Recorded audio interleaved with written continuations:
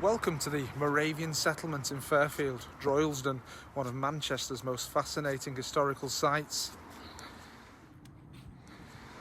Built in 1785, this quiet community was designed to be a self-sufficient religious settlement, home to a group of Moravian settlers who lived by principles of faith, education and communal living. Today, it remains one of the best preserved Moravian settlements in Britain. And in this video, we're going to explore history, Jesus Christ, architecture and the way of life that once flourished here.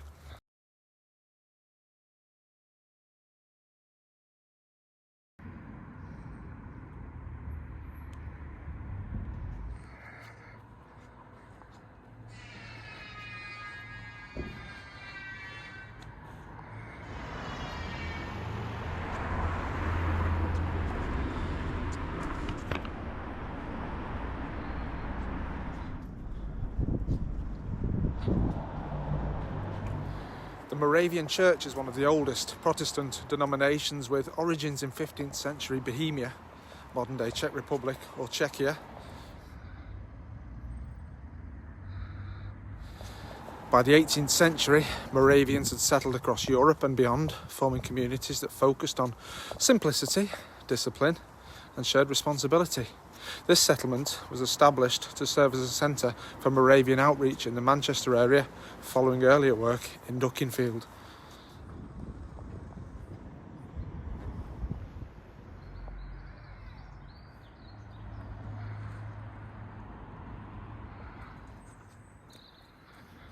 The Moravians had first set up headquarters for evangelistic work in the north of England at Lightcliffe near Halifax. By the mid-18th century, a congregation had formed in Dukinfield, Cheshire. However, as the community grew, they needed more space, and in 1783 they purchased 60 acres of land in Droylsden, leasing it for 999 years.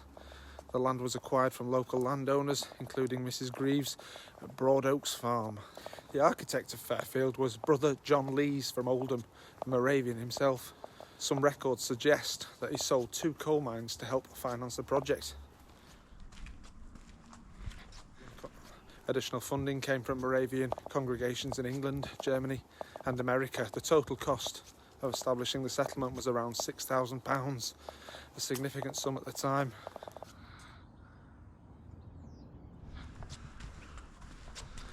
College here, Sister Street.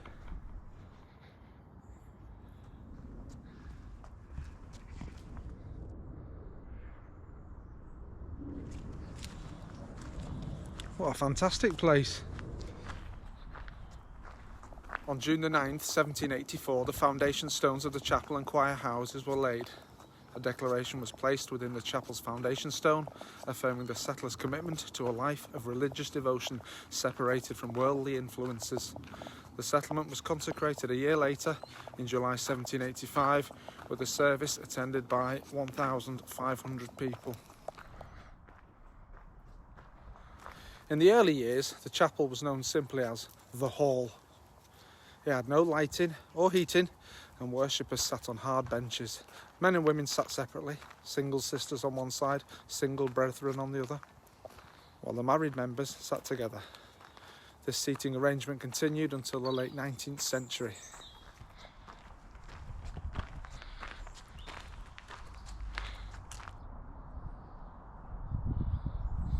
One of the most distinctive Moravian traditions is the Easter sunrise service, where the congregation gathers here to celebrate the resurrection. This practice continues today in Moravian communities around the world.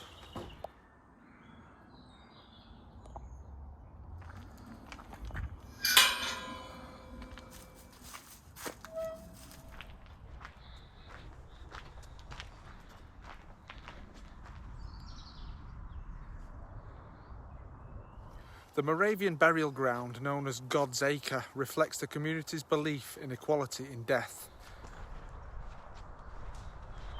The gravestones are all uniform, lying flat on the ground, in keeping with tradition.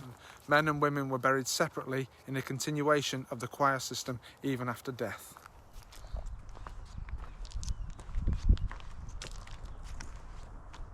I die today, I live tomorrow.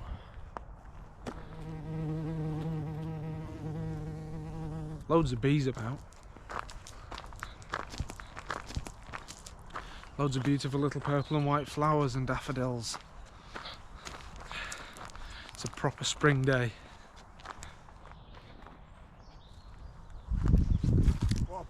What a proper beautiful little spot. Just listen to the bird song all around. How still and quiet and tranquil it is. I told you it was a hidden gem.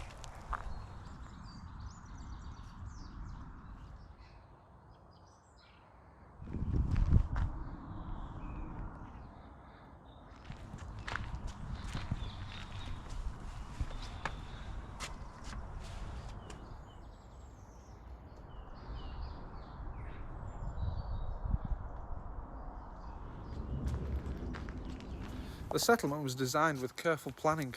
At its heart is Fairfield Square, surrounded by important communal buildings. The chapel was the centre of religious life, while houses were arranged in a structured layout that reflected Moravian traditions.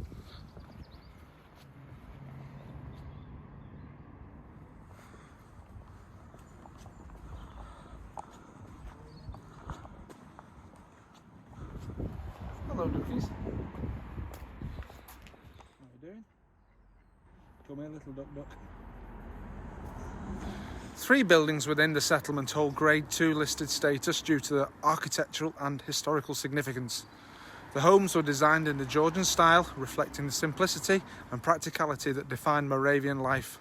Interiors were modest but functional, with communal areas for worship and daily activities. Daily life in the settlement was built around faith and communal responsibility. The population was divided into groups called choirs, not for singing but for organising daily life. There were separate choirs for married couples, single brethren and single sisters, each with its own designated housing. Each group contributed to the economy of the settlement. The single brethren worked as weavers, bakers and saddlers, while the single sisters ran a laundry, a needlework shop and even a farm. The settlement also had an inn, which was closed in 1848 due to issues with alcohol consumption, before being reopened as a hostel in 1861.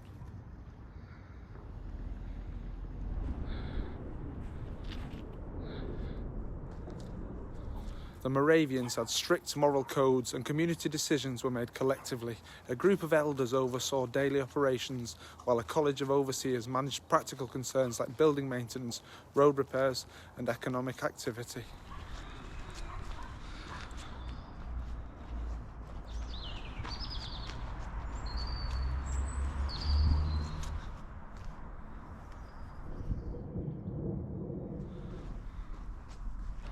My dad worked in this school's namesake, another Fairfield High School, the one in Widnes, now demolished.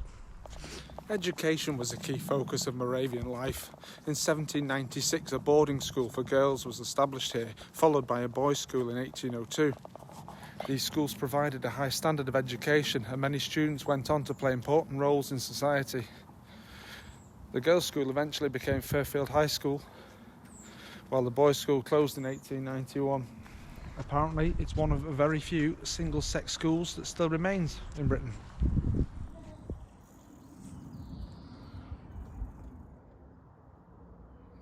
The Moravians were deeply committed to missionary work. They were not focused on converting other Christians, but rather on spreading the gospel to people who had never encountered it before. Fairfield became a key supporter of missions in Labrador, Jamaica, India and Tanzania. Several members of the Fairfield congregation dedicated their lives to this work.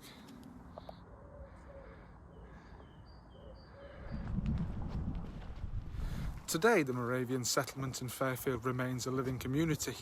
Many of the original buildings are now homes and the Moravian church is still active. Though the settlement has changed, its history and traditions have been carefully preserved. Oh wow. I was just chatting with Lynn, who works in the school, and she said they filmed Peaky Blinders here and Sherlock. They used the church there at the end as a hospital. On some other thing that they filmed there, they built bay windows here, and they built a subway here in the middle. I think that was for Sherlock. And look through this window. That's not creepy. Skeletons having their dinner. This is honestly a fascinating place.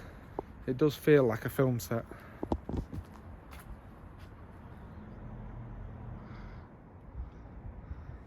This settlement is a unique part of Manchester's history, a place that tells the story of faith, resilience and community. Whether you're interested in history, architecture or simply looking for a quiet retreat, the Fairfield Moravian settlement is well worth a visit. Thanks for watching. I'll catch you on the next one. Take care. Mate, Peaky Blinders. It really is a Peaky Blinders vibe, this. I'm literally going to go home now and try and find the episode which was filmed here. My name's Thomas Shelby and I want no fighting. No fucking fighting.